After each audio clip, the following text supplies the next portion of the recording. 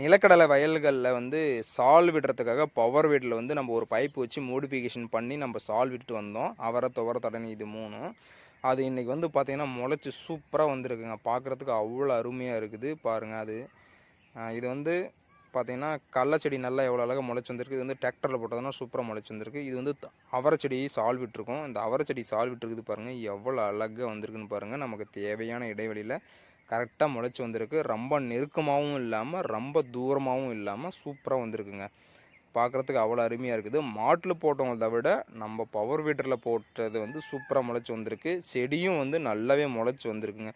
ரொம்ப ஆழமும் போகாமல் ரொம்ப மேலேயும் இல்லாமல் ஒரு நார்மலான ஈக்குவலான இதில் போனதுனால கரெக்டாக முளைச்சி வந்திருக்கு.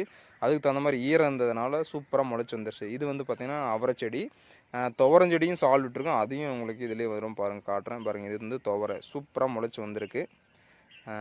எவ்வளோ